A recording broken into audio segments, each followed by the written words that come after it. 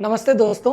देश की 543 लोकसभा सीटों के आकलन की श्रृंखला में आज हम बात करेंगे छत्तीसगढ़ की 11 सीटों की और ये जानने की कोशिश करेंगे कि यहाँ माहौल किसके पक्ष में है और भारतीय जनता पार्टी क्या पिछली बार जो अपनी 9 सीटें जीती थी उस टैली को आगे बढ़ा पाएगी या कांग्रेस इस स्थिति में है कि कुछ नुकसान कर सके। चर्चा शुरू करने से पहले मैं आपको बताना चाहूँ कि अब तक हम लोग 139 सीट्स की सिलसिलेवार समीक्षा कर चुके हैं। अगर आप चाहें तो इसके लिए पुराने वीडियोस देख सकते हैं और मैं आपसे ये भी गुजारिश करूंगा कि अगर आपको ये श्रृंखला पसंद आए तो कृपया इस चैनल को लाइक भी करिएगा और सब्सक्राइब भी। तो शुरू करते हैं छत्तीसगढ़ की 11 सीटों की समीक्षा। तो दोस्तों, जैसा आप स्क्रीन पर देख सकते हैं, पिछले बार यानी 2019 में भारतीय जनता पार्टी ने 9 सीट्स छत्तीसगढ़ में जीती थी और 2 सीट्स हिस्से में आई थी कांग्रेस के।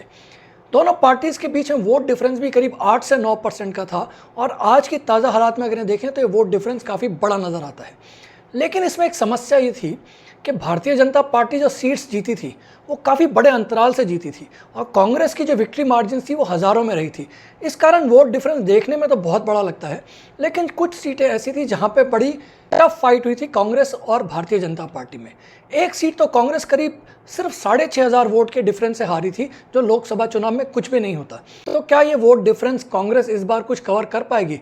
आइए हम सिलसिलेवार चर्चा करते हैं छत्तीसगढ़ की 11 सीटों पर।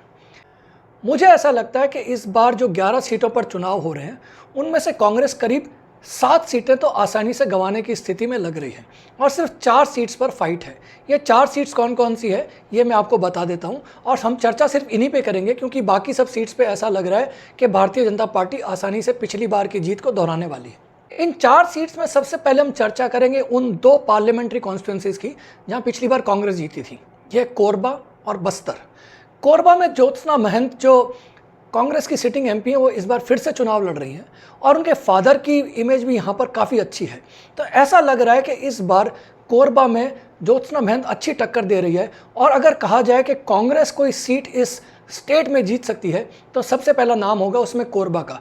उसके कारण मैंने आपको बता दिया कि एक तो कोरबा ट्राइबल बेल्ट है, दूसरा ज्योत्सना महंत की स्थिति काफ़ी अच्छी, उनकी इमेज अच्छी है और उनके पिताजी ने जो यहाँ काम किया है बरसों बरस तक, उसके कारण भी ऐसा कहते हैं कि कोरबा में ज्योत्सना महंत अपनी पकड़ बना के रख पाएंगी।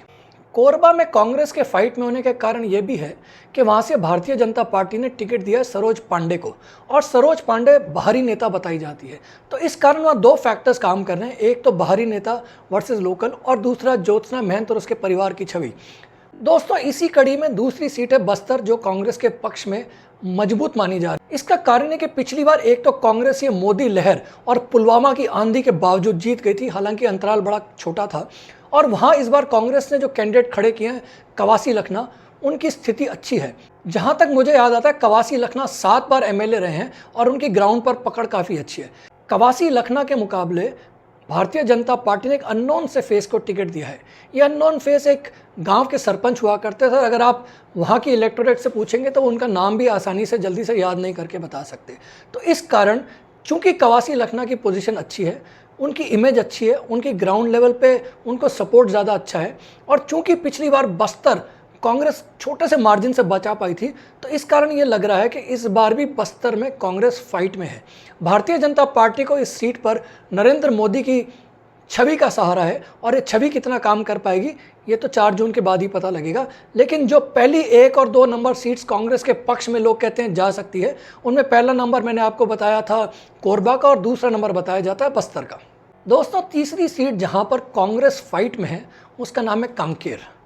कांकेर पिछली बार कांग्रेस 6,500 मतों के डिफरेंस से हार गई थी और उस माहौल में जब लग रहा था कि भारतीय जनता पार्टी स्वीप करने वाली है छत्तीसगढ़ को, इस बार कांग्रेस वहाँ काफ़ी अच्छे तरीके से लड़ रही है, मजबूती से लड़ रही है और अगर सारे फैक्टर्स वही रहते हैं जो पिछली बार थे और ऐसा कहा जा रहा है कि इस बार चूंकि राष्ट्रवाद की हवा नहीं है वहाँ पर और कांग्रेस के खिलाफ जो एक एंटी इनकम्बेंसी की हवा थी वो थोड़ी सी उस जैसे कहते हैं कि उसकी स्टीम निकल गई विधानसभा चुनाव में कांग्रेस की हार के बाद। तो कांकेर भी एक ऐसी सीट है जहां पर कह रहे हैं कि कांग्रेस अच्छी टक्कर में है और ये तीसरी सीट है जो कांग्रेस कहते हैं कि शायद इस बार जीत जाए।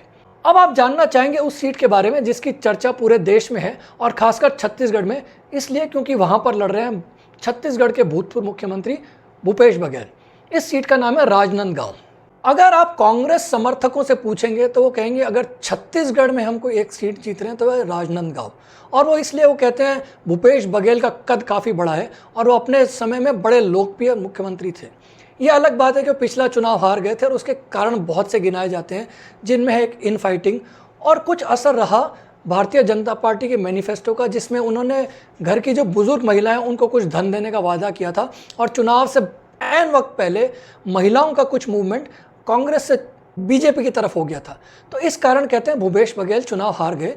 लेकिन फिर भी कांग्रेस के कार्यकर्ता और वर्कर्स ये आर्ग्यू करते हैं कि उनकी पोजीशन अच्छी है और उनकी इमेज अच्छी है और लोग उनके कार्यक्रमों को, उनके जो बेनिफिशियरी स्कीम्स थी उनको याद करते हैं और इस कारण राजनांदगांव में भूपेश बघेल जीत सकते हैं। लेकिन मुझे जो फीडबैक मिला है ग्राउंड से, उससे लगता है कि चूँकि शहरी वोटर काफ़ी मात्रा में भारतीय जनता पार्टी के सपोर्ट में है, तो मुझे लगता है कि भूपेश बघेल अगर ये सीट निकाल लें तो ये एक तरीके का मिरेकल होगा। तो इस तरीके से दोस्तों मुझे लगता है कि छत्तीसगढ़ में पिछली बार जो 9 और 2 का आंकड़ा था वो इस बार करीब करीब वही रह सकता है। कोई चमत्कार हुआ तो कांग्रेस इसको शायद 7-4 में बदल दे, जिसमें 7 सीट होगी भारतीय जनता पार्टी की और 4 होगी कांग्रेस की। लेकिन इस चमत्कार की संभावना इसलिए कम लगती है कि जब छत्तीसगढ़ में चुनाव हुआ था तब ऐसा लग रहा था कि देश में भारतीय जनता पार्टी की लहर है और भारतीय जनता पार्टी 400 पार की बात कर रही थी। धीरे धीरे जैसे चुनाव आगे बढ़ा है, ज़मीन पर माहौल कुछ बदला है, लेकिन इस बदलाव का असर छत्तीसगढ़ में इसलिए नहीं आ पाया कि जब तक ये बदलाव की बात मीडिया में और ग्राउंड पे होने लगी तब तक छत्तीसगढ़ में चुनाव सिमट चुका था। एक बात मैं और बताना चाहूँगा दोस्तों कि छत्तीसगढ़ में भारतीय जनता पार्टी के खिलाफ जो एक तरीके का माहौल बना है कि वो 400 पार सीटें लाकर संविधान को बदलना चाहती है, उसका कुछ असर ट्राइबल्स में ज़रूर हुआ है।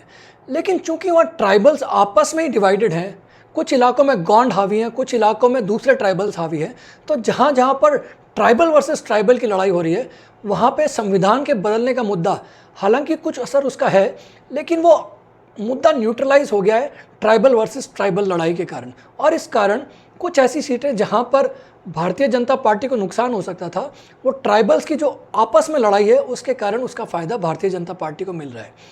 तो इन अ नटशेल इसको मैं कंक्लूड करते हुए कहूँगा कि छत्तीसगढ़ में लड़ाई कमोबेश पिछली बार जैसी है, और चूंकि कुछ सीटें पिछली बार कांग्रेस मामूली अंतर से हारी थी और मामूली अंतर से बचा पाई थी, इस बार लग रहा है कि माहौल अगर थोड़ा सा भी भारतीय जनता पार्टी के विरोध में होता है तो कांग्रेस शायद वो 2 सीटें बचा पाए और एक सीट जो मामूली अंतर से हारी थी वो इस बार फिर निकाल पाए।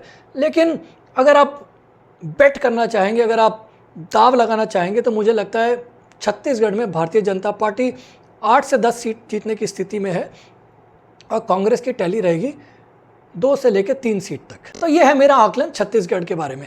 अगर ये आपको आकलन पसंद आया तो कृपया इस चैनल को लाइक भी करिएगा, सब्सक्राइब भी। अगली कड़ी में मैं आपको बताऊंगा गुजरात के बारे में, जहां ऐसा कह रहे हैं कि कांग्रेस पिछली बार के मुकाबले थोड़ी सी बेहतर स्थिति में है, और कौन सी सीट्स पे स्थिति बेहतर है इसको मैं विस्तार से समझाऊंगा आपको अगली कड़ी में। मेरा नाम है संदीपन शर्मा। चर्चा को सुनने के लिए बहुत बहुत धन्यवाद। नमस्कार, जय हिंद।